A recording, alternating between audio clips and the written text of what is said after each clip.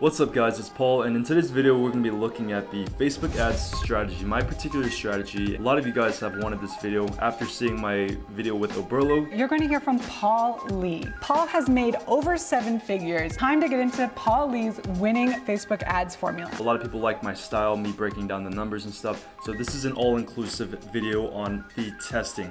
This video is directly what my mentees, they also received the same advice. So consider this a free video, and the only thing I ask in return is a like on this video and a subscribe and hit the little notification bell. That's it. All right, let's get on with the video.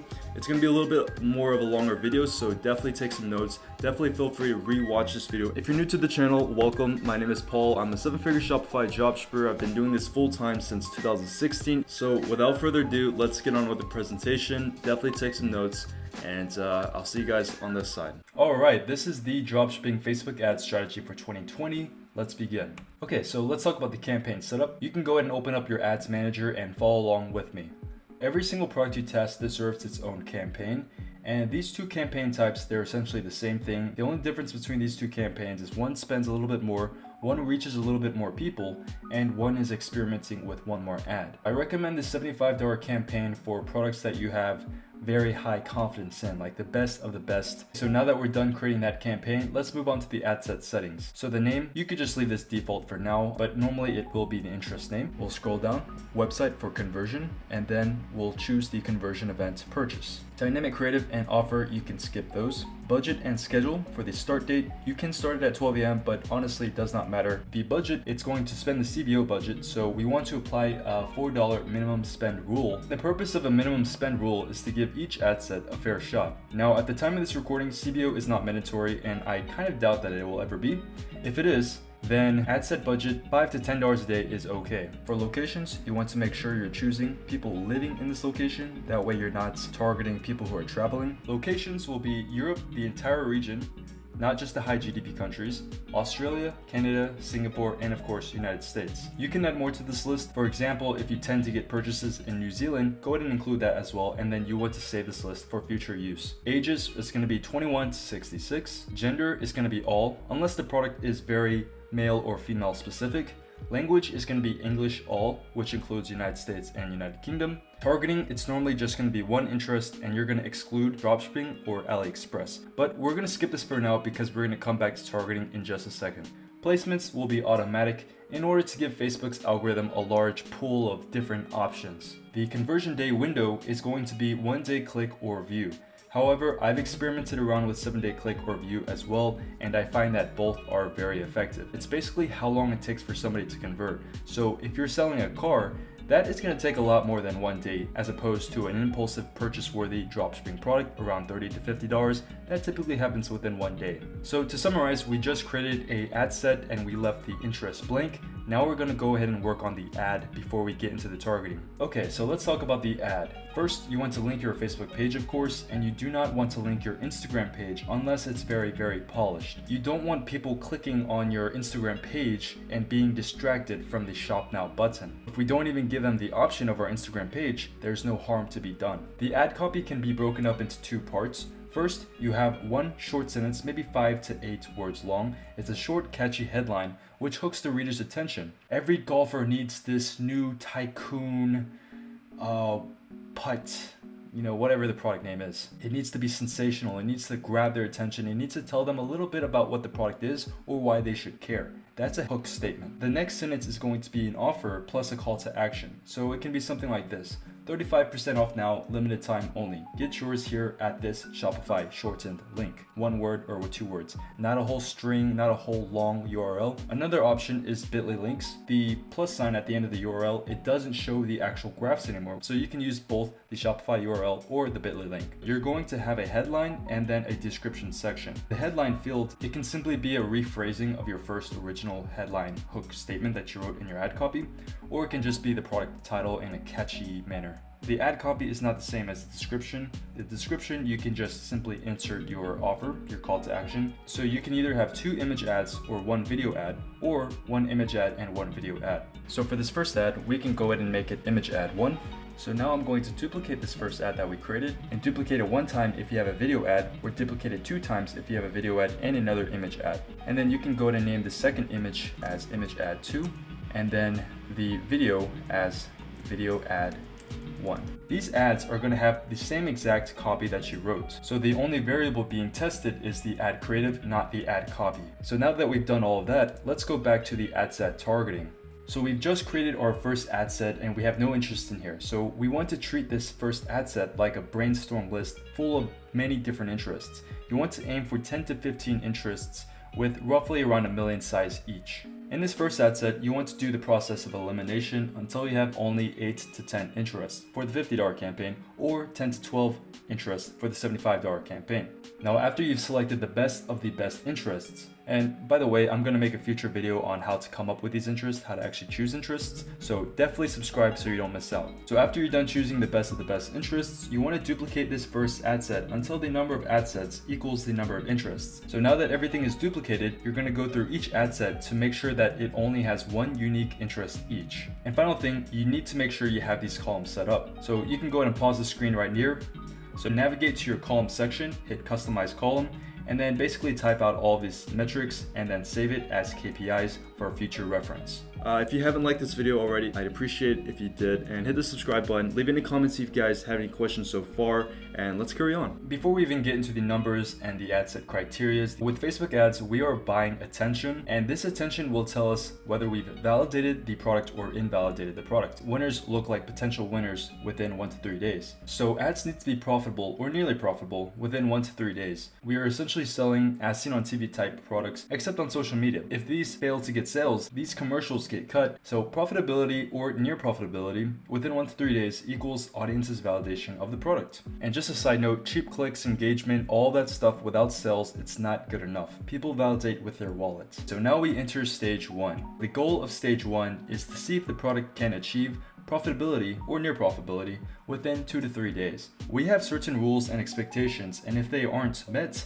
then the product gets killed. We want winners, and you need to remember that these winners do pass these rules and expectations. So just a disclaimer, once you know and understand rules, you know that they can also be broken. So this is more like a life philosophy. There's not going to be a one-size-fits-all approach. You want to be systematic, but flexible at the same time. Okay, so this is the juicy part. Let's get into the numbers. The first rule is the cost per unique link click rule. It has to be above $2.50. The second rule is that if around the break even is spent and no purchase intent, you should kill it. The third rule is if you spend the break even point or $5 after the break even point and you still have no sales for that ad set, then you should kill that ad set. And ad sets with sales must sustain profitability over 1 to 3 days. And also, a lot of times with CBO campaigns, you'll notice that some ad sets only spend a couple of dollars, so you would have to wait until these ad sets spend enough money until the break even is met in order to make a decision like killing it. Now, these are the campaign rules.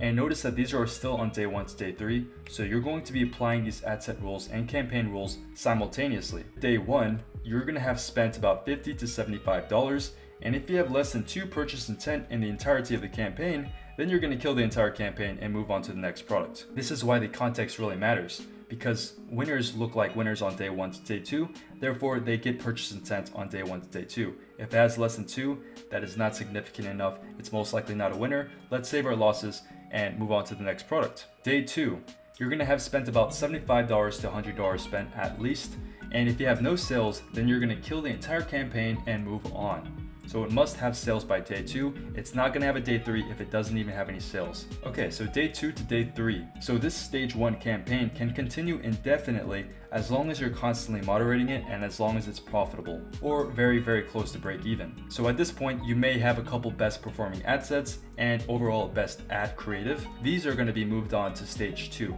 But understand that a product must pass through each ad set rule and each campaign rule on each daily basis. So let's just do a quick summary and review.